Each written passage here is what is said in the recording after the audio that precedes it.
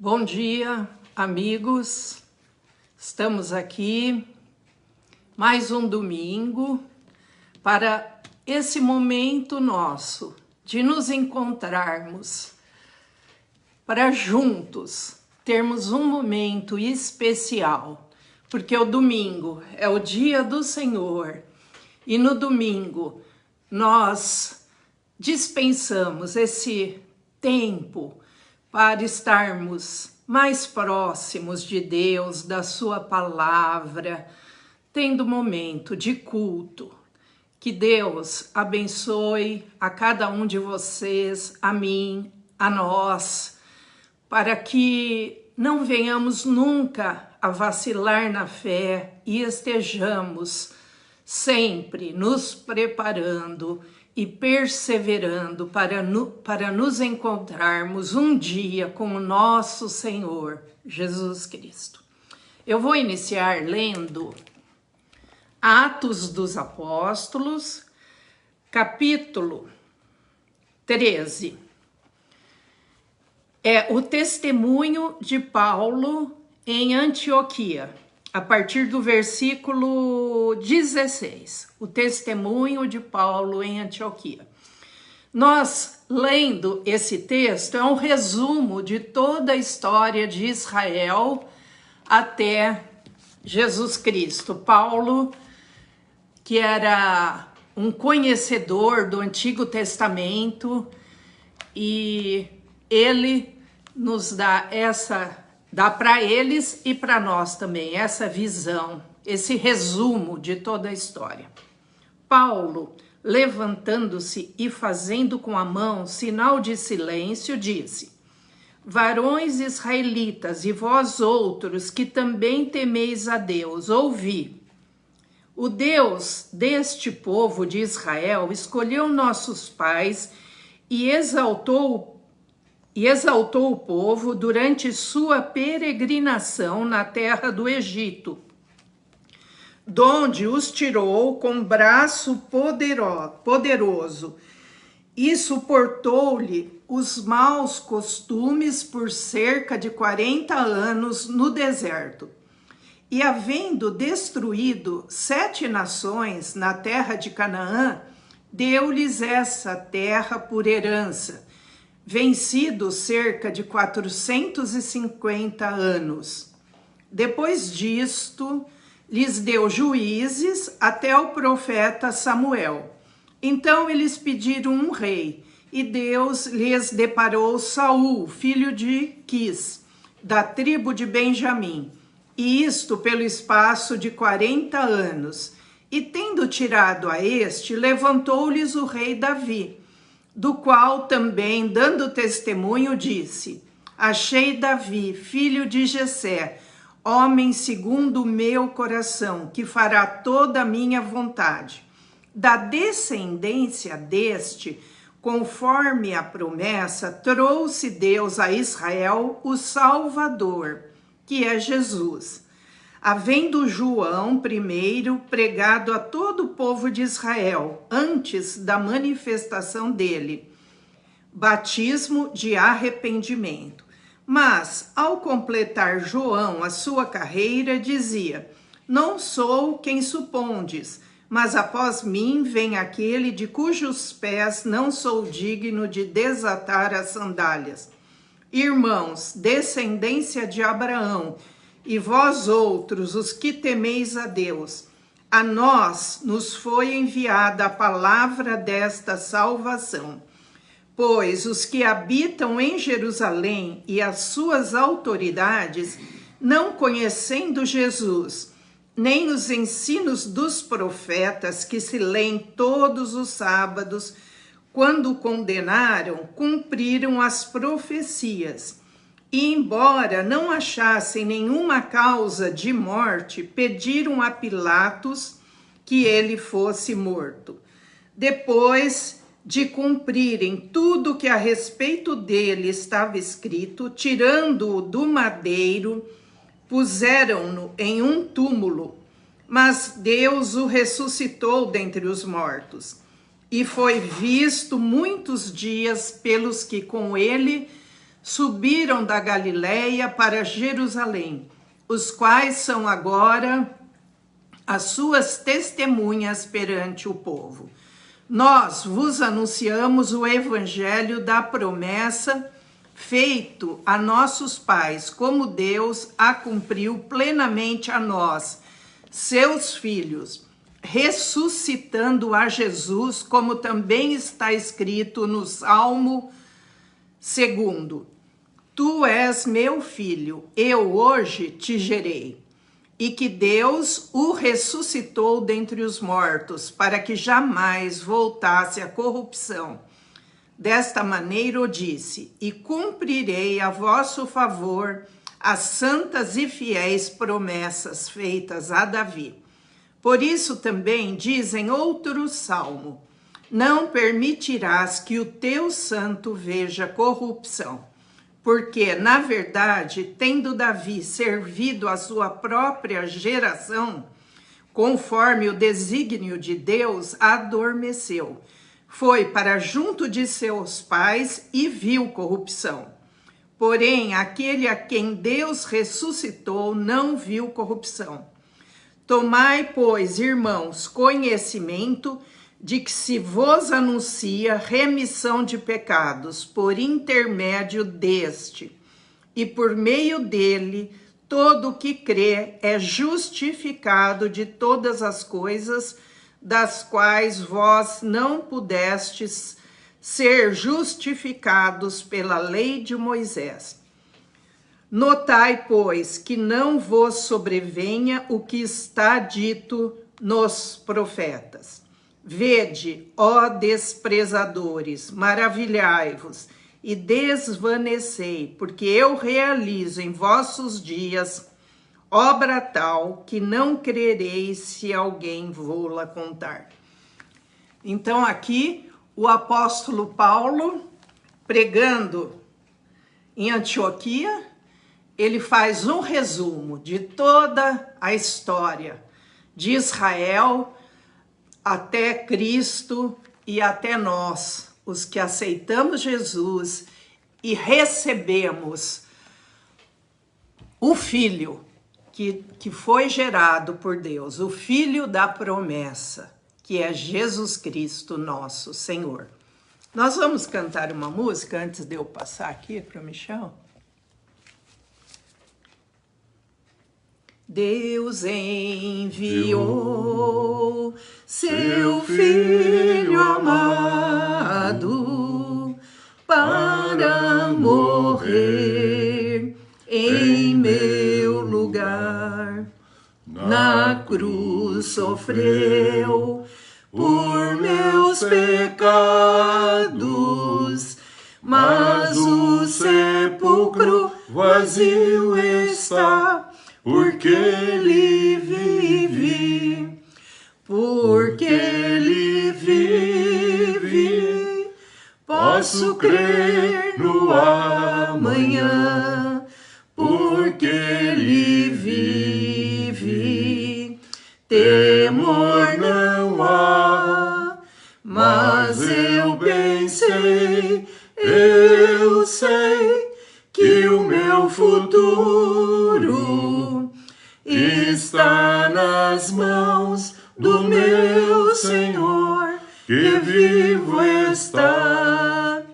Ao contemplar uma criança, vejo pureza em seu olhar. Podemos ter a confiança em enfrentar o amanhã, porque ele vive, porque ele vive, posso crer no amanhã, porque ele vive, temor não há, mas eu bem sei, eu sei que o meu futuro está nas mãos do meu Senhor, que vivo está. Senhor nosso Deus, nosso Pai, nós te louvamos, te agradecemos, ó amado Senhor, amado Salvador. Obrigada, Senhor, por toda a história da humanidade, até a tua vinda, e até hoje, Senhor, e até a tua volta. Por isso nós te agradecemos e queremos pedir, Senhor, tem misericórdia de nós, ajuda-nos a perseverar até o fim, porque aquele que perseverar até o fim será salvo e irá encontrar o Senhor nos ares e estaremos para sempre com o Senhor. Não nos deixe, Senhor, ficarmos entretidos com coisas aqui da terra e nos esquecermos da mais importante, que é estarmos buscando, lendo a Bíblia, orando a cada dia, a cada manhã, colocando em primeiro lugar o teu reino e a tua justiça, e as demais coisas nos serão acrescentadas. Ajuda-nos, Senhor, a assim caminharmos em fé, em perseverança, em amor, até o dia do nosso encontro com o Senhor. Abençoa, Senhor, a minha, o Michel, minha família, que os teus anjos estejam sempre aqui, que aqui é reino teu, propriedade tua, Senhor, e que os teus anjos se acampem ao redor dos nossos filhos, netos, os guardem também, e que eles nunca se desviem dessa fé no nosso Senhor Jesus Cristo. E a todos que estão assistindo conosco, que cada família seja alcançada plenamente pela salvação em Jesus Cristo e que todos venham a fazer parte da família da fé. Nós entregamos a todos na tua mão, Senhor, que nenhum fique fora da tua graça, da amplitude do teu amor.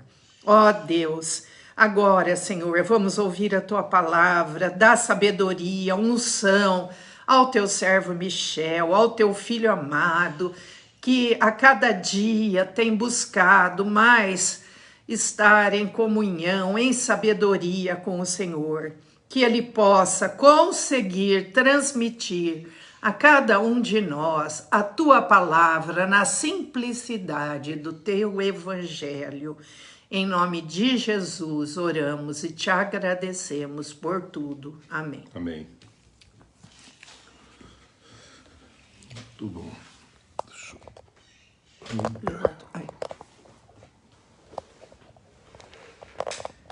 Bom dia, irmãos, bom dia, irmãs. A graça e a paz de Cristo seja com todos, irmãos, todas as irmãs.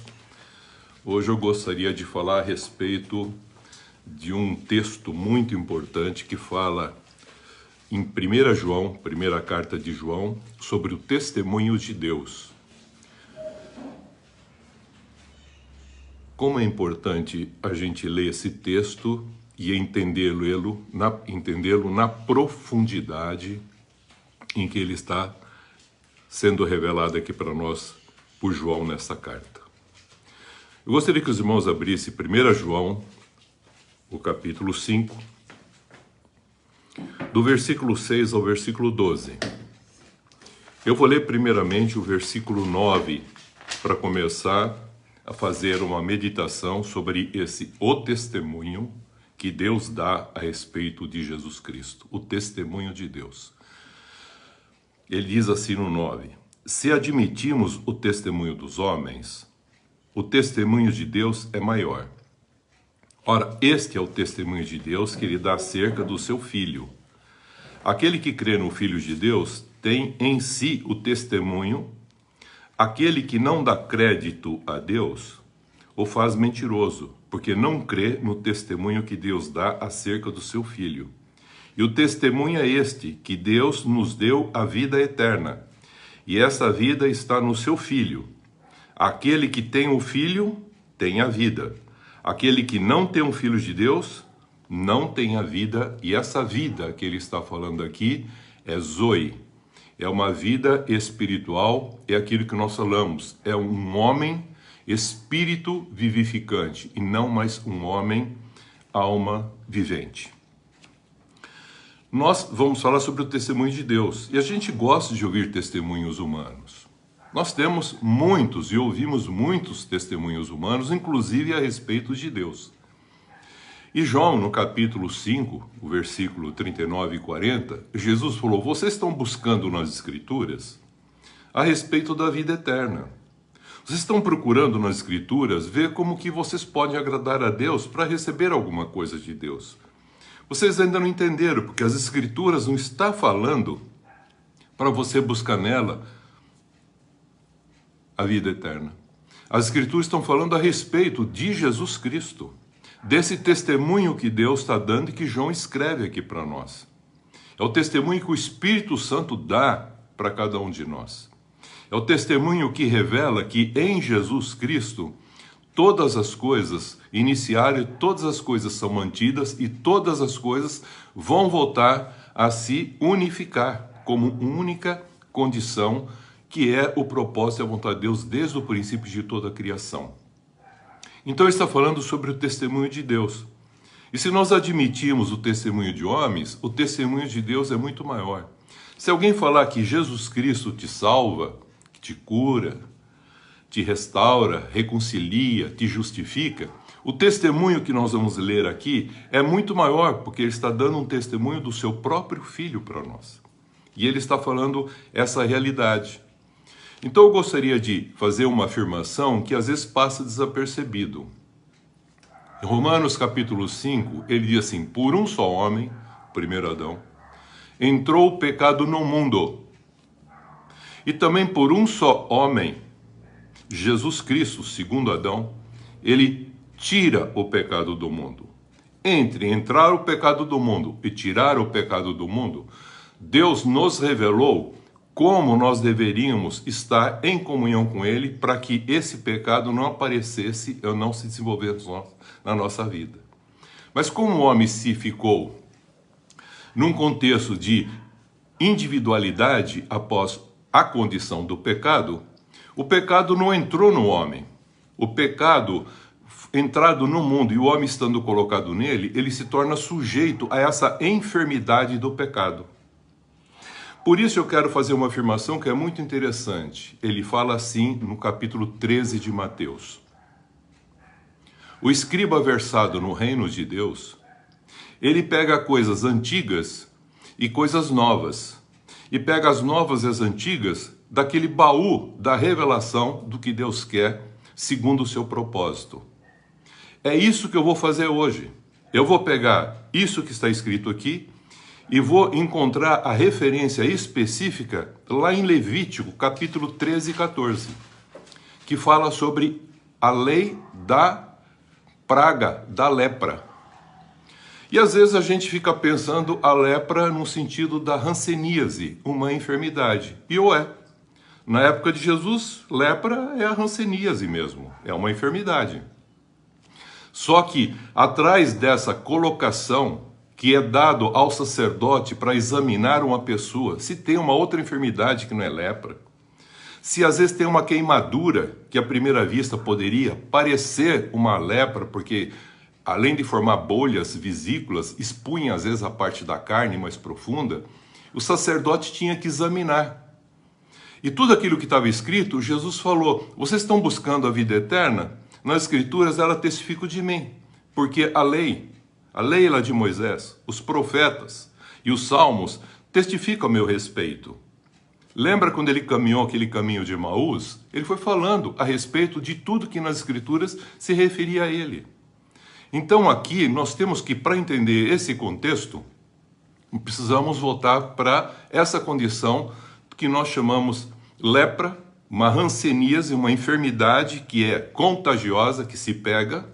E o que é interessante, ela foi colocado aqui nesse livro porque ela é uma representação muito clara para caracterizar uma condição de um estado que é o do pecado no ser humano.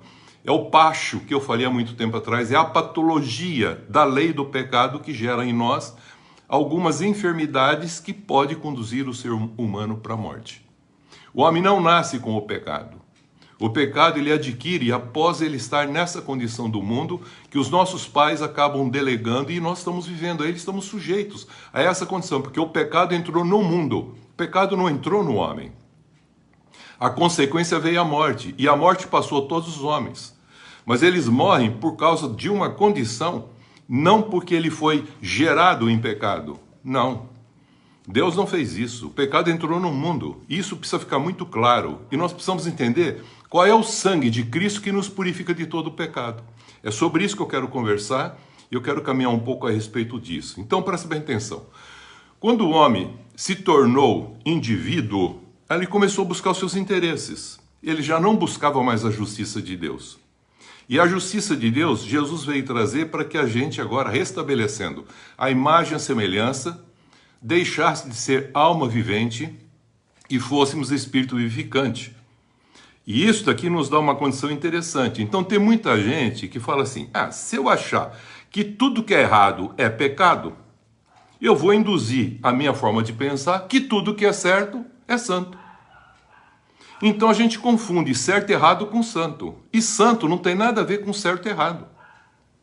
Certo e errado tem relação com direito, com o contexto legal, moral, de lei. Mas não tem quanto ao contexto de plenitude de graça. Então Jesus vem nos revelar essa verdade para que a gente possa entender algumas coisas que são importantes. Veja como é interessante. Eu vou voltar agora para o versículo 6. Eu falei que eu ia ler do 6 ao 12. Eu li uma parte do 9 ao 12. E 1 João agora eu estou voltando no capítulo 5, o versículo 6. Ele diz assim, que é o testemunho que Deus está dando na unção do Espírito Santo para João, e João está escrevendo para nós esse testemunho. E que nós devemos levar muito em consideração o que está sendo dito aqui. Ele diz assim, este é aquele que veio por meio de água e sangue, Jesus Cristo. Não somente com água, mas com água e com o sangue. E o Espírito, aqui é o Espírito Santo, é o que dá testemunho, porque o Espírito é a verdade. Pois há três que dão testemunho no céu, o Pai, a Palavra e o Espírito Santo. E esses três são um. Há uma pessoa só nos três. É aquilo que nós falamos a vez passado. O Echad, o Errad, é único, mas são três. Então, é aquele contexto que nós comentamos a respeito que ele formou o homem para ser único, mas também formado por três partes. Para unir nesse contexto único em espírito, para adorar o Pai em espírito e em verdade, é o que Jesus fala. Aqui ele continua falando que também são três o que testificam na terra. Quem são os três que testificam na terra? Ele falou o Espírito Santo, que é o Espírito com letra maiúscula, a água e o sangue. E os três são unânimes num só propósito. Eles não são um, eles são unânimes num só propósito. Jesus, ele veio exatamente nessas três condições. Ele foi gerado pelo Espírito Santo, batizado pelo Espírito Santo, orientado pelo Espírito Santo, guiado pelo Espírito Santo, e ele entrega o seu Espírito e viveu em íntima comunhão espiritualmente com o Pai, e essa comunhão com o Pai fez com que ele pudesse fazer o propósito dele nessas três condições, com o Espírito Santo, que dá o testemunho na terra, a água, palavra, e também ele fala o sangue. Aqui é muito interessante porque João fala nessa sequência, o Espírito, a água e o sangue. Vamos entender isso. Jesus, ele fala assim, ele não só veio com água, ele não só veio trazendo uma revelação à palavra de Deus, ele não veio só com água, ele veio com água e sangue. Porque a água, ela é necessária para lavar, limpar. E o sangue, ele é necessário para redimir, purificar e salvar. Então Jesus veio trazer isso de uma maneira plena para nós. E nós precisamos entender como isso acontece. E muitas vezes nós não temos esse entendimento do sangue de Cristo. E às vezes confundimos algumas considerações que nós interpretamos na Bíblia, mas não discernimos na Bíblia, que eu gostaria de compartilhar com os irmãos. Então ele não veio só com água, mas ele veio com água e com sangue para lavar, purificar o homem do seu pecado. Porque o pecado, como eu disse, ele entrou no mundo. E o homem tornou-se sujeito a essa enfermidade, que o pecado é como se fosse uma doença, uma patologia. É como se fosse uma enfermidade. E há uma lei, veja, lá em Levítico 13:14, para os sacerdotes, que é o livro dos sacerdotes, para ele diferenciar de enfermidades e patologias que são apenas circunstanciais, daquela que envolve o homem como um todo, alma e espírito, e que expressa, veja a palavra, e que expressa coisas que são visíveis, são sinais que nos dá o diagnóstico de uma condição de um homem interior expressando através do corpo uma coisa que o sacerdote poderia reconhecer, diferenciar, para saber se havia pecado ou não havia pecado. Jesus, ele veio completar isso, porque lá estava falando tudo que tinha que ser feito para que o homem pudesse ser purificado e voltar a ter a comunhão com Deus. Jesus veio fazer isso. Mas lá tinha um ritual, tinha que fazer muitas coisinhas. E tudo aquilo que a gente lê lá é uma coisa só, se referindo como que um homem, numa condição afastada de Deus, poderia agora restabelecer a comunhão com Deus. É isso que fala lá e nós vamos comentar sobre isso na sequência. Então, quem são os três que dão testemunho na terra? É o que Jesus veio mostrar. O Espírito Santo, a água e o sangue. Isso foi o que ele fez. E para que isso? Ele falou, para remover o pecado. Vamos entender isso. Ele veio não só para remover, ele veio para sarar o homem e veio também para curar. Esse curar tem um sentido mais pleno. Então nós sabemos que muitas pessoas procuram Jesus como os leprosos. Eram 10. Aí você pergunta, quantos desses 10, foram realmente pessoas que foram saradas e curadas? Aí fala assim, não, todos eles foram. Não, um só foi aquele que voltou e teve uma gratidão por aquilo em compreender o que Jesus é e não o que Jesus fez por eles. É isso que nos dá a condição de sermos filhos de Deus. E não mais continuarmos vivendo para ter alguma coisa, mas sendo e já tendo, sermos abençoadores onde nós estivermos nesse mundo. Então o pecado, como é uma enfermidade, ele é semelhante a uma lepra, que também é uma enfermidade que tem várias características. Por isso que a palavra de Deus fala assim, Deus enviou Jesus não ao homem, ele falou, Deus enviou Jesus ao mundo para tirar o pecado. Então não veio mais expiar como se fazia antigamente com a lei da praga da lepra. Não, ele não veio mais expiar, cobrir. Não, ele veio agora tirar, porque agora é uma realidade concreta. Não é apenas um rito onde não se tinha uma consciência clara do que estava sendo feito. Embora foi dado para que assim houvesse essa diferenciação. Então, o testemunho do Espírito Santo, agora em nós, diz claramente lá em João 16:8 o seguinte, que o testemunho do Espírito Santo para nós e em nós, que é aquele que estava em Cristo, agora também nos gerou e temos ele para fazer 3 coisas. Convencer o homem do pecado, da justiça e do juízo. Aí ele explica lá em João 16:8 e continua dizendo, do pecado porque não crê em Jesus. Quem não crê em Jesus, não tem um filho, também diz que o pai é mentiroso, não aceita o testemunho de Deus. Da justiça, porque ele falou, eu vou para o Pai e vocês não me verão mais. E do juízo, porque o príncipe desse mundo já está julgado, mas ainda não condenado. Então haverá uma condenação futura, mas ele já está julgado. E por essa obra expiatória que Jesus veio fazer, ele cumpre um propósito e nós damos continuidade nesse propósito. Então essa obra vicária, expiatória e vicária de Jesus, a nosso favor, ele está cumprindo o que antigamente aqueles antigos fizeram para sarar de uma condição chamada lepra, hanseníase, que nada mais é do que um símbolo do pecado.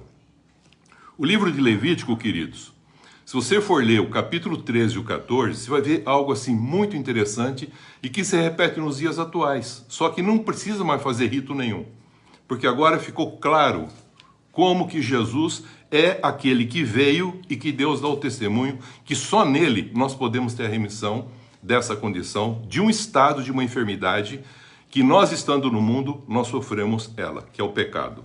O livro de Levítico diz assim, é o livro dos sacerdotes, e nesse capítulo 13 e 14 fala sobre a lei da praga da lepra. E o que é interessante, ela pega na pele do homem, ela pega no homem como um ser, pega na roupa, nas costuras da roupa, nos tipos de roupa, pega na cabeça, pega nos pelos, mas não é só isso, ela pega na casa, ela pega no ambiente, ela pega nos utensílios. Aí você fala, como lepra na casa, na parede de uma casa? O que ele está querendo falar com isso? Ele não está só falando um contexto literal, ele está falando muito mais, ele está falando de um contexto espiritual, discernindo espiritualmente, e não literalmente.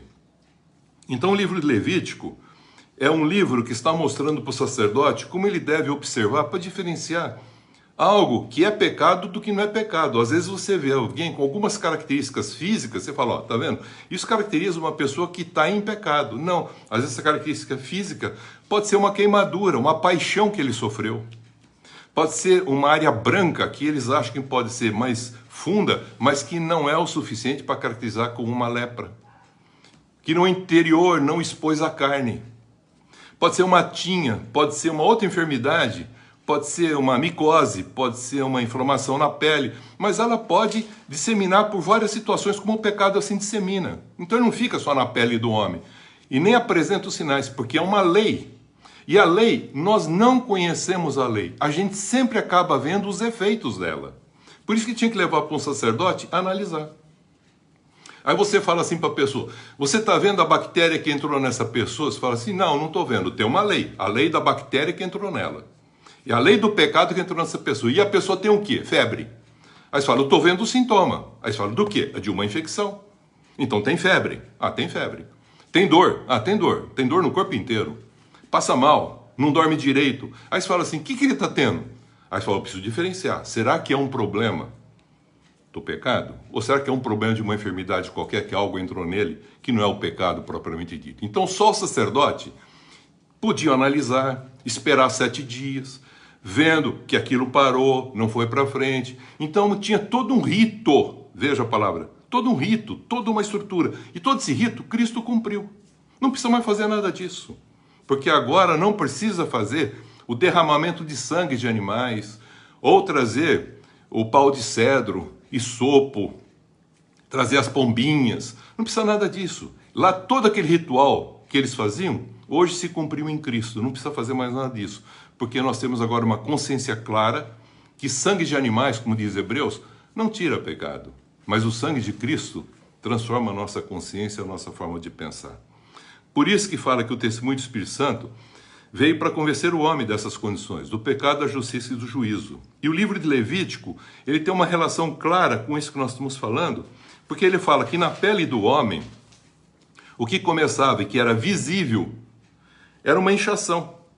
E quando você começa a pegar essas palavras que é dita lá, você fala que inchação é alguma coisa como se fosse uma pústula, um aumento na pele, e que deixa a pele, e você pode classificar isso como algo assim, é uma exaltação, é uma altivez, é um orgulho, é alguma coisa que está aparecendo na sua parte mais exterior, pele, superfície. Levítico 13:2.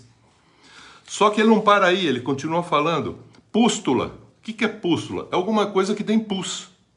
Alguma coisa que entrou, infeccionou e agora está querendo vazar. E você sabe que onde tem pus tem mau cheiro. Tem um ataque do organismo para evitar. Mas depois vaza. E o que vaza pode contaminar. É pústula, tem pus. Daí a palavra, é uma infecção e é contagiosa. Mas também isso pode romper e formar uma mancha lustrosa, que pode ficar clara, perde as características da pele. Ou pode ficar branca, ou pode ficar avermelhada. Aí não sabia se era lepra ou se não era lepra. O pelo está branco, o pelo caiu, tinha, o pelo ficou amarelado. Então eles tinham que fazer umas diferenciações no sentido para o sacerdote. O que ele estava vendo? Não era o pecado em si, mas ele estava vendo se aquilo não poderia ser reminiscência de um estado de pecado. Tem gente que tem queimaduras, queridos. Levítico 13:24, ele fala que pode aparecer casos que vêm ter queimaduras, que são paixões. Pessoas vivem as paixões da vida, depois ficam sofrendo. Aí você fala assim, o que ele está sofrendo? É físico? Aí não acha nada no físico. É na alma, é no espírito. Aí você não vê, mas um sacerdote, Nós somos chamados para ser reinos e sacerdotes.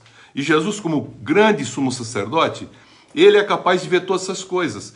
E ele mostra como que ele nos cura. E ele mostra lá como que se faz. E Jesus fez isso por nós. É isso que eu quero conversar. Então, o que é a lepra? Eu diria que a lepra é um símbolo bem claro do que é o pecado. A hanseníase, assim, seria um exemplo para nós. Então, a lepra, ela é contagiosa. Eu posso falar, o pecado é contagioso. Porque o teu pecado me faz pecar. A tua forma agressiva me faz ser um agressivo. E assim a gente vai vivenciando isso. A lepra, ela é geradora de sensibilidade. Você sabe que quem tem a hanseníase não é mais sensível nas suas periferias. Ele não sente mais aonde tem aquelas áreas esbranquiçadas, o pelo esbranquiçado, ou caíram os pelos. Tem uma área mais ulcerada que expõe a carne. Expõe a carne. Presta atenção no que está falando. Literalmente, não, mas espiritualmente. Expõe a carne. O que está mais no íntimo do pecado, da condição do pecado. Então, é um gerador da insensibilidade. E o pecado deixa a pessoa insensível com tudo. Não é uma pessoa afetiva mais, amorosa. É uma pessoa insensível. Eu estando bem, interesseiramente, que se lasque o resto. Esse é o contexto do pecado. É uma lepra. Mas a lepra, ela é mutiladora da vida. Perde-se dedos, perde-se face, nariz, orelha, perde estruturas do corpo. E vai ficando deformada essa pessoa. Uma pessoa que não tem mais vida, uma pessoa deformada. Como o pecado deforma o ser humano. É como uma pessoa que está vivendo a toxina, a intoxicação dessas drogas, vai acabando com ele, acabando com o sentido da própria vida. A lepra com o pecado exclui a pessoa da vida social. Ela tinha que ser rechaçada, afastada, não podia conviver com ninguém, ela convivia com os pecadores. É como essa turma da Cracolândia, só vive entre eles. Compra e vive nisso, só pensa nisso e morre nisso. É a causa do pecado. É a mesma coisa. A lepra com o pecado, quero deixar uma coisa bem clara, tem cura. A hanseníase tem cura. E Jesus é a cura para essa condição desse homem interior, querido. Para que a gente volta a ser espírito vivificante e não mais alma vivente buscando seus próprios interesses. E ele faz o quê? Ele restabelece agora a unidade humana, isto é, a humanidade que o homem perdeu. Ele perdeu o quê? Por essas condições, a condição das suas características, plena, bonita, bela, vai perdendo partes dela e vai ficando feio, horrível, isolado, afastado da comunidade, afastado da sociedade, excluído da sociedade. Esse é o sentido. E agora Jesus vem e faz o seguinte, restaura, sara, cura e tira o pecado. Ele tira o pecado do mundo. Ele não cobre, não. Ele tira e ele vai mostrar que lá era coberto no passado, porque usava animais, sangue de animais puros. Mas agora é o sangue do próprio Filho de Deus, testemunho de Deus. Ele está dando um testemunho de Deus para nós, de Jesus. Por isso que ele falou Espírito Santo, água e sangue. Vamos entender isso. Então ele reconcilia agora o homem com quem? Com Deus e com o seu próximo. Jesus não só veio com água, palavra. Ele veio também com essa palavra para lavar, para purificar. E veja que quando ele quis lavar os pés dos discípulos, o Pedro levantou e falou, não, senhor, o senhor não vai lavar meus pés. Ele falou, se eu não lavar os teus pés, você não tem parte comigo. Ele falou, então me lave inteiro. Ele falou, não, você não precisa ser lavado, porque eu já te lavei com a palavra. Então, essa palavra é o próprio Filho que trouxe, a palavra de vida, que dá vida, que planifica a vida, que faz com que a gente não seja mais alma vivente, mas espírito vivificante. É uma palavra que nos dá o que nós chamamos uma vida zoe, não psique mais, zoe, vida espiritual, espírito vivificante. E aí ele dá ainda mais, a vida eterna. Jesus então não só veio com essa água, só com essa palavra. Para quê? Para lavar, para purificar. Porque você já está lavado, você já está limpo pela palavra que eu já disse para você, Pedro. Importa lavar os pés. E ele ensinou o contexto da humildade. Tira essa roupa, a tua atitude de quem você é. Negue-se a si mesmo. Tome aquele contexto que fala em Levítico 13, 14, como que tinha que ser, os elementos com que se faz isso. Ele mostra, tira essa roupagem tua, põe o que a toalha é necessária, lava os pés uns dos outros, seja humilde, negue-se a si mesmo. E lá ele fala, pau de cedro, toma a sua cruz, pau de cedro, toma a sua cruz. E sopo, carmesim, Ele está falando a respeito de sangue. É vida psíquica. Agora faça o teu serviço na humildade de quem você foi chamado para expressar esse Deus aonde você está. A água, a palavra, está para lavar, para limpar. E o sangue está para redimir e salvar a alma, querido. Então ele nos dá as condições para não sermos mais só alma vivente. Porque a gente fica pensando só na gente, mas ser espírito vivificante. Pois o Espírito Santo, a água e o sangue são os que dão testemunho. Foi o que Jesus falou. Eu vim não para receber a vida, eu vim para trazer a vida. Eu vim dar a minha vida. Ninguém tira ela de mim. Isso é muito claro. Para realizar com a minha vida o propósito que Deus colocou. E cada um tem um propósito aqui para que Deus nos colocou. Então a praga, que é chamada da lepra, ou a hanseníase, como uma enfermidade, ela simboliza muito bem isso que nós estamos falando, que é o pecado. E usa-se isso para nós entendermos como que Deus dá o testemunho de Jesus, falando que nós podemos agora, expressando isso, fazer com que as pessoas possam também ser curadas e sermos protagonistas agora do reino de Deus e não mais dos reinos das trevas de alma vivente interesseira que a gente vivia com os nossos direitos, privilégios e tudo mais, mas agora como um filho de Deus que não vem para pedir mais para si, usa da fé não mais para pedir, usa da fé para oferecer. O pecado afetava a pessoa, a sua saúde, a sua vida, o seu convívio, as suas roupas. Roupa aqui está no sentido de atitude, procedimento. E até a sua casa, os utensílios da casa e as pessoas que convivem na casa. Porque Jesus falou, crê no Senhor Jesus e será salvo tu e a tua casa. Então você vai ser uma pessoa transformada na sua forma de pensar e também na sua forma de uma consciência nova para com Deus. E aí você passa a ser curado dessa enfermidade, no sentido da lepra, mas o que ele está querendo dizer e mostrar para nós, como sacerdotes, o sentido do próprio pecado, que é o símbolo que ele está falando aqui, dessa patologia que entrou no mundo e passou a todos nós. Então, os homens têm esse contexto das atitudes de vida, na sua casa, veja, o pecado acaba afetando não é só a casa, você na casa, mas as pessoas na casa e até os utensílios da casa. Tem coisa que você põe lá na tua casa que não tem validade nenhuma, não tem utilidade nenhuma. Você fica vivendo por aquilo. Lembra que eu falei? Criando os relicários e tirando o pó daquele relicário sem ter vida. Tem coisa na tua casa que não tem vida. Foi feita para um propósito, está lá a vida inteira sem ter nenhum propósito, está abandonado. Então, deve colocá-lo para fazer o propósito para que foi feito. Se você não usar, presenteie alguém, pelo menos você está fazendo um bem para alguém usar aquilo que você não está usando, guardando e achando que é um relicário que você recebeu de alguém. Hebreus 9, 22 afirma que sem derramamento de sangue não há remissão de pecados. Por isso que a palavra de Deus diz assim. Jesus disse, se você ganhar a sua vida, e ele está falando vida que é psíquica, se você ganhar a tua psique, a tua alma, você vai perdê-la. Mas se você perder a tua psique, por amor de mim e do reino, você vai ganhar a vida zoe, plena. Amém, queridos? É isso que ele está falando aqui. Então, afirma que sem derramamento de sangue, sem derramar a vida, não há remissão de pecados.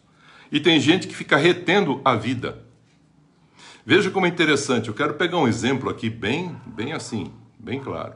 Jesus falou que o pão e o vinho, querido, eu tenho falado muito isso. O pão, ele falou, símbolo da carne, pão. E o vinho, a vida. Os dois juntos, ele deu para o discípulo que ia trair. Por que ele deu pão molhado em vinho? Mas ele não falou para fazer a ceia assim, o memorial dele assim. Ele falou, primeiro come o pão, depois bebe o vinho. Mas quando ele deu o pão e o vinho molhado, tem vários sentidos. Um dele é um contexto de amizade, de carinho, de amor, mas também tem um sentido de não discernir o sangue da carne, a vida da carne, mas colocar a vida com a carne. A vida com a carne é alma vivente, querido. Mas quando nós entendemos o sentido espiritual, então nós transformamos e comemos separadamente as coisas, porque carne e sangue não é do reino de Deus. Então, veja bem o que ele está querendo falar assim, como o Espírito Santo, que convence o homem, ao ser lavado, o homem, ao ser lavado com a palavra de Deus, ele muda a sua forma de pensar, metanoia, e também muda a sua forma da consciência. E nessa metanoia ele tem o que nós chamamos a conversão. E conversão não é para uma denominação, a conversão é para Deus. O Espírito Santo, juntamente assim com o sangue, a vida derramada, purifica a consciência do homem de todo o pecado. Assim, o testemunho de Deus na terra, querido, para o homem ser lavado, limpo, curado do pecado, que é o símbolo dessa enfermidade lepra que nós estamos falando, ele faz o seguinte: o Espírito Santo, a água e o sangue, eles vêm confirmar o que Jesus veio fazer, um propósito para nos salvar, para nos dar vida, vida plena, zoe, e vida eterna, aion, vida eterna, para a eternidade, e não mais apenas vida psíquica. Por isso que ele fala no final, 1 João 5,12, ele diz o seguinte: quem tem o Filho, o Cristo, tem a vida eterna, mas quem não tem o Filho, não tem a vida.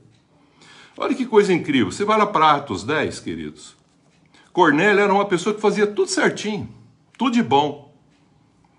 Aí vem um anjo, aparece para ele e fala assim: você está sendo agradável a Deus, porque você está fazendo tuas orações, tuas esmolas, as tuas ofertas, está tudo bem. Chama Pedro para falar de Cristo para você. E Pedro tinha o Cristo, mas não tinha nenhum contexto de bondade, de expressão. Estava fechado no judaísmo, fazendo acepção de pessoas. E então ele junta os dois. Atos capítulo 10. Chama para ele dar o Cristo para você, porque você é um cara bom, mas está precisando de Cristo. Porque se você não tiver Cristo, você não tem a vida eterna. Aí o Pedro traz a vida eterna, ele recebe o Espírito Santo e começa uma nova vida naquela família.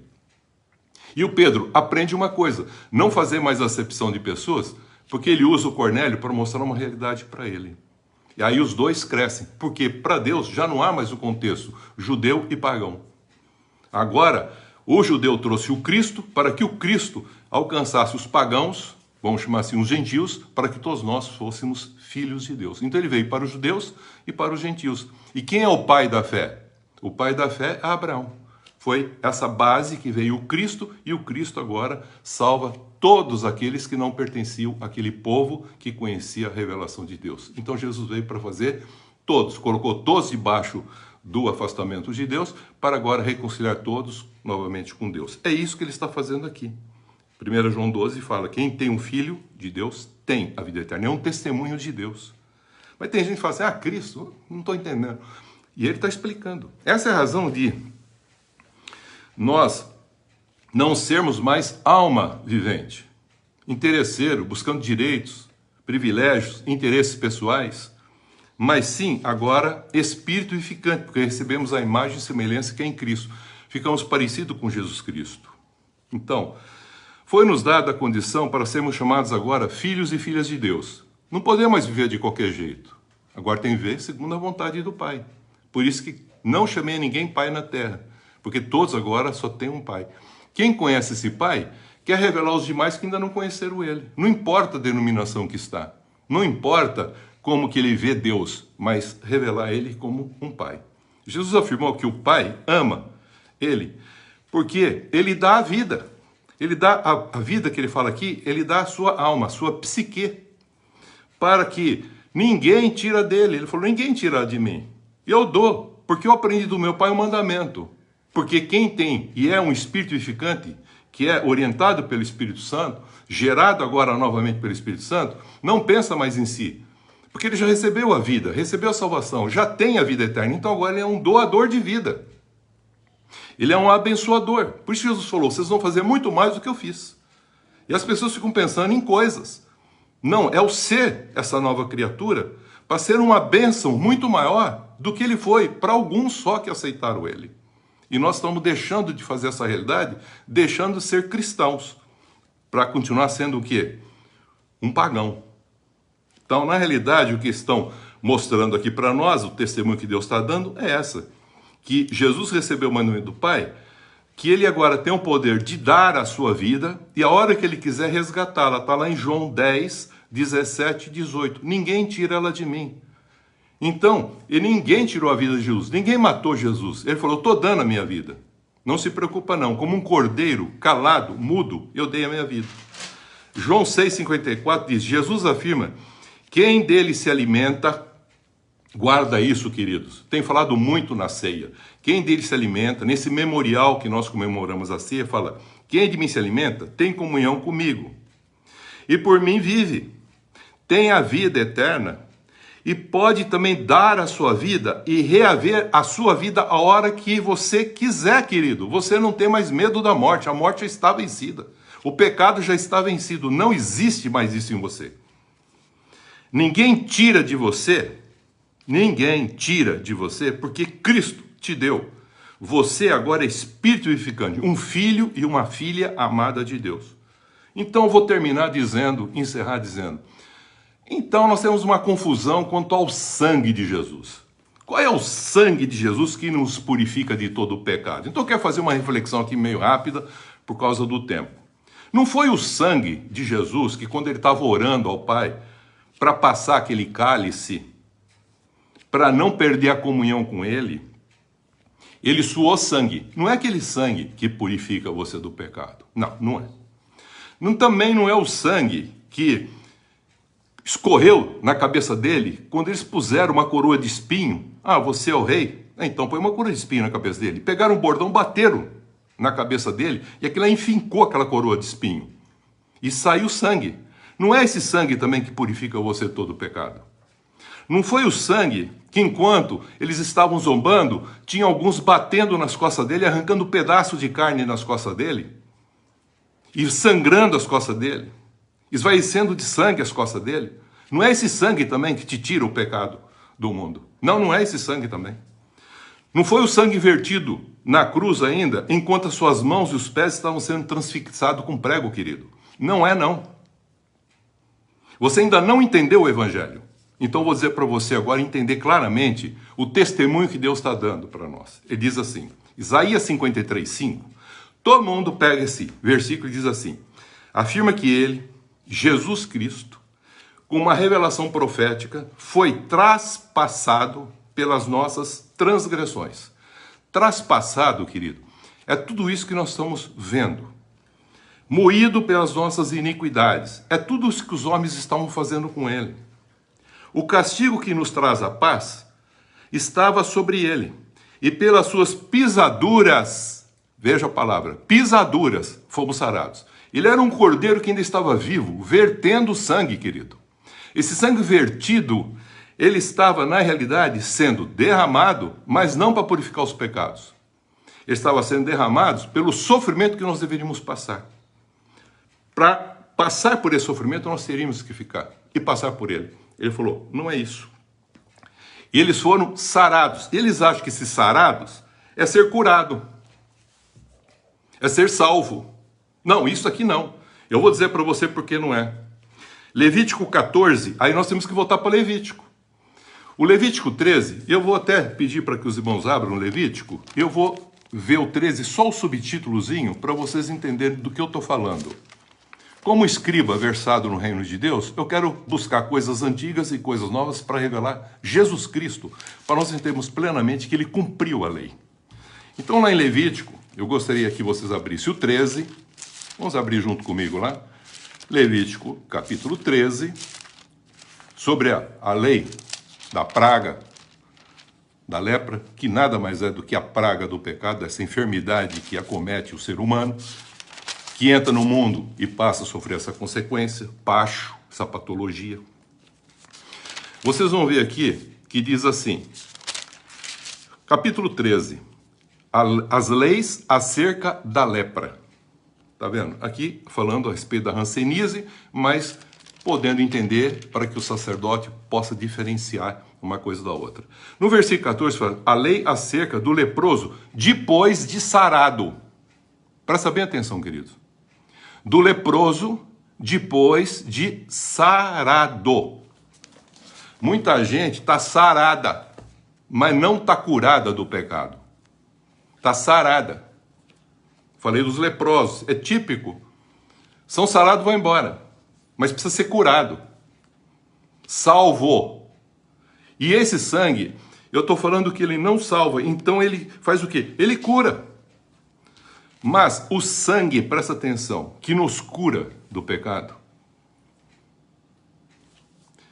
é o que nos purifica de todo o pecado e que nos justifica pela fé. É o que foi derramado, queridos, enquanto Jesus estava na cruz, morto. É o Cordeiro de Deus que morreu. Morto. Não é o Cordeiro que verteu o sangue vivo, não. Isso aí é o sacrifício para sarar a humanidade, para entender o que nós teríamos que ter passado. O sangue de um cordeiro morto que foi transfixado com um lado com uma lança. É nessa hora, saiu dele sangue, presta atenção, querido, deixa o Espírito trabalhar. Saiu sangue e água.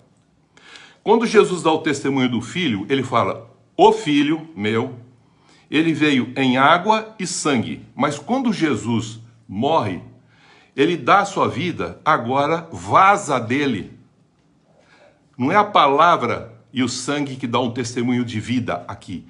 Um homem, não, agora ele dá a palavra, que esse homem derramou a sua psique, a sua vida, psique, alma. E ele fala que ele verá a descendência e a sua alma alegrará por ter dado ela para que houvesse muitos filhos para Deus. E aqui ele está falando de um cordeiro morto que foi transfixado.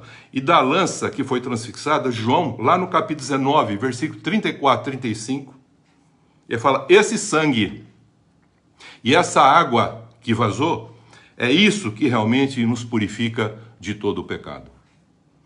É isso que forma a igreja, é isso que permitiu que o Espírito Santo viesse. Então o sangue tinha que ser derramado para que a água fosse vazada. Sabe onde está escrito isso? No capítulo 14 de Levítico. Porque ele teria que trazer 2 pombinhas. O que desceu sobre Jesus quando ele foi batizado? Como uma pomba o Espírito Santo desceu. É um sacrifício. E 2 pombas, uma era oferecida em sacrifício, outra era oferecida em holocausto, entrega total. E o que é interessante é que tinha que feito o sangue sobre água corrente. Água corrente. Sabe quando houve água corrente? Foi da cruz. E foi na cruz. Então nós somos sarados com tudo que ele sofreu pela iniquidade que nós fazemos nele.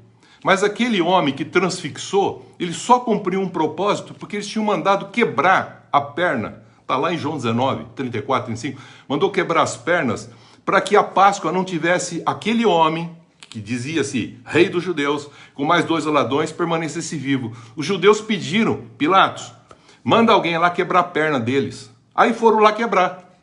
Quebrou a perna de um lado, quebrou a perna do outro, está lá em João 19. Mas quando chegou em Jesus, o que aconteceu? Está morto.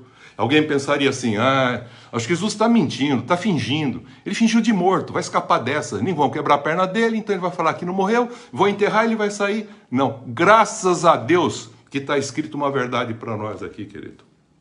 Sabe qual é a verdade? Que a loucura do mundo, o ódio do mundo, falou o seguinte, quebra a perna dele. Aí chegou lá, o homem olhou e falou, mas ele está morto, mas não precisa quebrar a perna. Sabe o que cumpriu lá? Está escrito, lá se cumpriu que o cordeiro não teria um osso quebrado. E Jesus é o nosso cordeiro pascal. Ele não teve nenhum osso quebrado. Mas aquele homem falou, para ter certeza mesmo. Sabe qual é a coisa mais absurda? Além de tudo que fizeram com Jesus, o mais absurdo é você tentar matar alguém que já está morto. Ou dar um estoque em quem que já está morto. Isso é o ódio mortal. Eu quero ter certeza que esse cara não está fingindo. Então, se ele não está fingindo, uma lança transfixou. E o jeito que ela entrou nele, entrou vazando fígado, passando o intestino, passando o coração, foi em tudo, foi um estoque. Tchá! Naquele estoque, quando puxou, vazou sangue e água. Aí toda a maldade foi curada. Todo o pecado foi tirado. É nessa hora, é nesse sangue, e nessa água corrente que está lá em Levítico 14, é que mostra quais eram os elementos que deveriam compor o que tiraria o pecado do mundo. Jesus cumpre isso de maneira plena. Veja como é interessante. E aí os judeus pediram para acelerar a morte. Não quero que esse cara fique, senão vai atrapalhar a nossa Páscoa. Ele diz, rei dos judeus já atrapalhou a nossa vida, agora vai atrapalhar a nossa Páscoa? Quebra a perna dessa turma aí. Mata esse cara. Graças a Deus que fizeram esse estoque e que esse soldado enfincou essa lança e acabou comprovando uma razão fundamental. Que os judeus, diz assim a palavra de Deus, e os de Jerusalém, verão aquele a quem traspassaram. É com essa loucura, queridos, humana, de ódio, de pecado, de condições, de iniquidade, de raiva, de agressão, é que se confirma o testemunho da verdade e da sabedoria que Deus está falando aqui em 1 João 5. De que Jesus não estava blefando, que Jesus não estava fingindo de morto, não estava, na realidade, brincando ali, não. Ele estava morto mesmo. Por isso que diz que ele entregou o seu espírito a Deus e morreu. Todo mundo fala, ele falou, morreu, mas está mentindo. Não, esse estoque dessa lança não deixa dúvida nenhuma. Se alguém ficou com dúvida, ele falou, esse é o testemunho de Deus, não tem dúvida. João testifica isso e testemunha. Isso nos dá certeza de vida e a convicção da nossa vida e da nossa ressurreição plena, se nós aceitarmos a Jesus Cristo e tudo o que a palavra de Deus disse, que nós receberíamos e seríamos filhos e filhas amadas de Deus. Assim Jesus cumpriu e completou a lei lá da praga da lepra, que é semelhante ao que nós chamamos de pecado, em que eram usados os elementos para purificar o leproso da sua lepra, o pecador do seu pecado, e dando o perdão para esse pecador, e o culpado da sua culpa, perdoando a culpa. Levítico 14, 25, 32, leia ele em casa. Não vai dar tempo por causa do tempo já transcorrido, mas leia Levítico 14, 25 a 32. Não deixa de ler esse texto. Diz assim. 14? Levítico 14, de 25 a 32, que fala depois que ele sara, com todo aquilo que ele derramou, aquele sangue sara, mas esse sangue que nos purifica todo o pecado, ele diz assim, o sangue, a vida, do cordeiro imolado, é trazido pelo sacerdote, e é trazido o cestário de azeite. O que é o cestário de azeite? O Espírito Santo. Olha que coisa incrível. O que se fazia naquele rito? O sangue, para purificar aquele que tinha lepra, que agora não tem mais, o que ele pegava? Ele pegava o sangue e colocava na ponta da orelha direita. Molhava o dedo no sangue e punha na ponta da orelha direita. Depois, o sacerdote pegava o sangue, punha sobre o polegar da sua mão direita. Olha o ritual. E sobre o polegar do seu pé direito. Então, essa pessoa que tinha a lepra, símbolo do pecado, hanseníase, símbolo do pecado, essa enfermidade que é o pecado, o pacho, enfermidade, agora estava purificada, com esse sangue derramado desse cordeiro que morreu, e depois ele pegava uma outra pombinha, soltava, simbolizando essa libertação daquele que morreu no meu lugar. O sacerdote derramava o azeite na palma da sua mão esquerda, da sua própria mão. Pegava a mão esquerda, derramava o azeite agora, porque ele vinha com sangue e o cestário de azeite. Derramava o azeite. Agora ele pegava, molhava o dedo dele, o sacerdote, e espargia diante de Deus 7 vezes. Depois ele pegava esse azeite que estava na mão dele, punha sobre o sangue na orelha direita daquele que foi purificado. Sabe o que significa isso? Que agora o Espírito Santo fica sobre o sangue de Cristo. A nossa orelha agora começa a ouvir e discernir as coisas espirituais. Não só escuta mais, ouve e discerne. Põe na mão direita o azeite em cima do polegar da mão direita, para servir Deus agora. Junto com ele, não é para servir Deus no sentido que ele está precisando da gente, não. É para fazer o propósito que nós fomos feitos para revelar onde nós estamos. E o pé direito é para levar as boas novas do que Deus está fazendo. Então põe o azeite no pé. E o que sobrou na mão dele? A pergunta seria, ele falou, agora você pega isso aqui, o sacerdote, pegar o azeite, e o que ele fazia? Punha na cabeça daquele que tinha sido purificado com o sangue. Sarado, curado e agora abençoado. E o que é interessante, é um símbolo do batismo no Espírito Santo. E não é com o Espírito Santo, é no Espírito Santo. Não é o Espírito Santo com ele, não. É no, ele entra dentro e o Espírito Santo agora o leva. Foi o que Jesus falou para Pedro. Alguém vai te levar para onde você não quer. Até agora você fazia o que você bem queria. Aí oferecerá um pombinho e uma pombinha, um pela oferta pelo pecado, outro pelo holocausto. Então ele dá toda a instrução nesse sentido, que é o símbolo que Cristo fez por nós. E é isso que ele manda depois que ressuscitou. Aguarda, porque do Pai não vou deixar vocês mais órfãos. Vou mandar um outro Consolador. Eu sou um Consolador, o Pai é um Consolador, vou mandar outro, que é o próprio Deus, que é o Espírito Santo que vai estar conosco. A lei daquele que estava com a praga da lepra e a sua purificação está descrita lá em Levítico 14. Para indo para o final, quero citar Levítico 14, 24 a 37, que diz o seguinte: todo esse ritual, queridos, todo que está no Antigo Testamento, Cristo cumpriu de uma maneira plena. Sobre a lepra, sobre a hanseníase, naquele contexto, símbolo do pecado para nós, bem próprio e comparativo, que tinha na pele, na veste, na casa, na inchação, na pus, nas manchas lustrosas, nas queimaduras, nas paixões da nossa vida, separando de coisas que não são isso, mas que são pecados que vão aparecer. Então, a lei do pecado, você não vê o pecado, você vê a consequência dele, que é culpa, vergonha e medo. Isso você vê no ser humano, mas a lei dele não. A lei da gravidade você não vê, querido, mas você sabe que ela existe. E quando você conhece ela, então você pode dominá-la. Então, Jesus fez com que a gente pudesse conhecer o pecado e dominá-lo de tal modo que a gente possa viver e não ser mais o que afetado por ele. Porque a lei da gravidade você não conhece, mas você vê os seus efeitos. Quem já não viu alguém caindo de uma certa altura, quebrando algumas partes do corpo, se machucando, se arranhando e pior, morrendo? O pecado faz exatamente isso. Machuca, fere e também mata. Então, o que ele está falando aqui? No versículo 24 a 57, ele fala o seguinte: tudo isso, ele usa a palavra, é para ensinar. Presta atenção, que está escrito lá em Levítico 14, querido. É para ensinar. Nós também, como sacerdotes hoje, como eram aqueles sacerdotes daquela época, para ensinar um sentido pedagógico desse rito, que Jesus já fez e completou ele, cumprindo a lei. Qualquer coisa é limpa ou impura. Então ele vai ensinar o que é limpo e o que é impuro. Ele vai mostrar e a gente vai poder ver a consequência do pecado e saber se é ou não.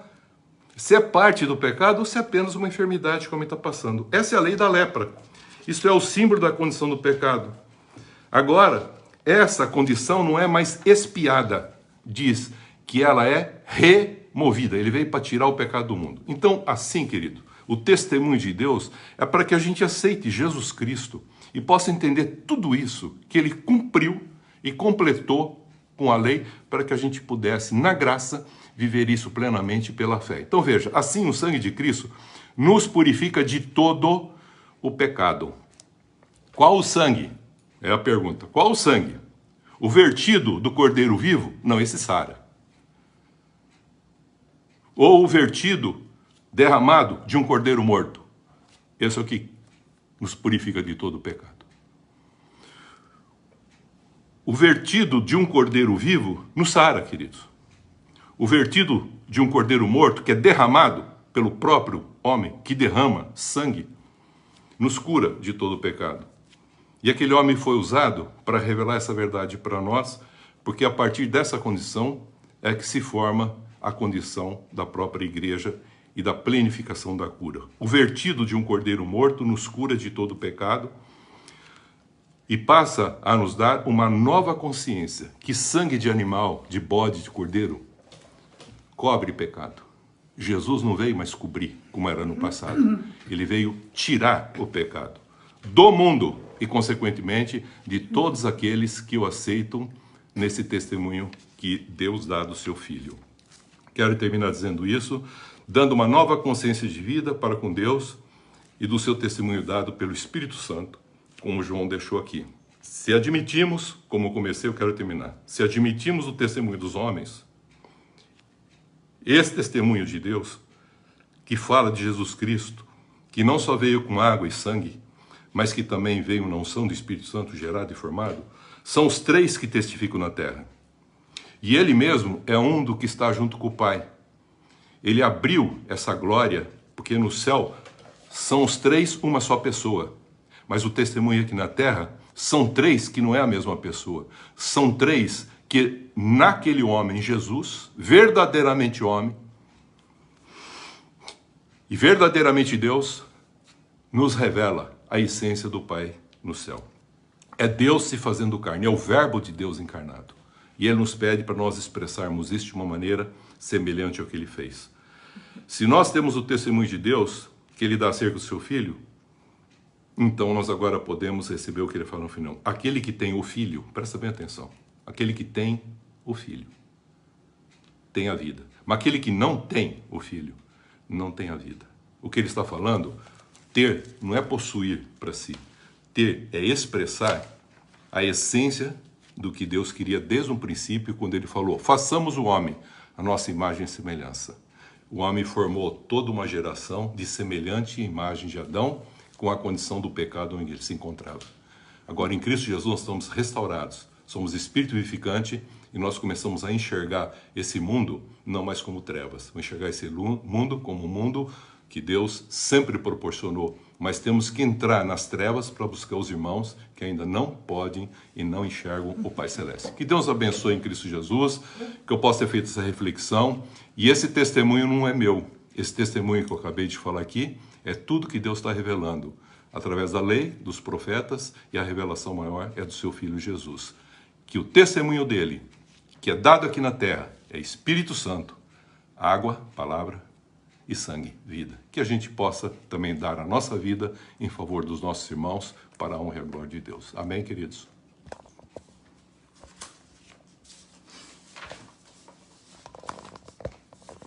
Amém. Que nós possamos, todos nós, ser esse sacerdote, esse escriba versado na lei. E para isso que nós estamos aqui, para cada domingo estarmos aprendendo um pouco mais. Na lei e na graça. Ampliando o nosso conhecimento, porque quanto mais nós conhecemos, mais fortalecida fica a nossa fé e nada nos demoverá Amém. Dela. Então, cresçamos na graça e no conhecimento do Senhor, nosso Deus. Vamos orar e estar encerrando esse nosso momento de culto. Amém. Ó Senhor, preciosas são essas horas na presença do Senhor, aprendendo, crescendo, e essa palavra fazendo vida em nós. Amém. Aí nós podemos derramar essa vida. Amém. Ajuda-nos, Senhor, a sermos testemunhas, Sim, testemunho vivo do Senhor. Ser testemunho. Onde estivermos, Amém, ó Pai. Deus, ajuda-nos, tem misericórdia de nós, porque enquanto ainda na carne somos influenciados neste mundo onde o pecado está, mas ajuda-nos, Senhor, a vencer o mundo como o Senhor Jesus venceu o mundo, ó Deus. Obrigada, Senhor. Fortalece-nos na fé. Amém. E que nada venha nos desviar do caminho do Senhor, nosso Deus. Sim, Pai. Abençoa todos que participaram, os que ainda vão ouvir, que possamos compartilhar essa palavra tão preciosa, para que outros ouçam também. Sim, Pai. Em nome de Jesus. Ó Deus, divulga essa palavra. Nós pedimos a tua bênção, esteja conosco nesse dia de domingo, dia do Senhor, que seja um dia abençoado para todos nós. Amém. E no decorrer desta semana, em nome de Jesus, cura-nos, Senhor, das enfermidades físicas, psíquicas e espirituais, para que o nosso ser esteja pleno, corpo, alma e espírito, em nome de Jesus. Amém. Amém. Nós iniciamos esta semana. Nós iniciamos essa semana. E tomamos posse. Tomamos posse. Para nossas vidas. Para as nossas vidas. Para nossas famílias. As nossas famílias. Para nossos trabalhos. Para os nossos trabalhos. De uma semana de bênçãos. De uma semana de bênção. Uma semana de vitórias. Uma semana de vitória. Sempre confiantes nas promessas de Deus. Sempre confiantes nas promessas de Deus. E rejeitamos toda obra maligna contra nós. E rejeitamos toda obra maligna contra nós. E que não sejamos usados pelo mal. Que não sejamos usados pelo mal. Em nome do Pai. Em nome do Pai. Do Filho. Do Filho. E do Espírito Santo. E do Espírito Santo. Amém. Amém. Deus abençoe a todos. Amém.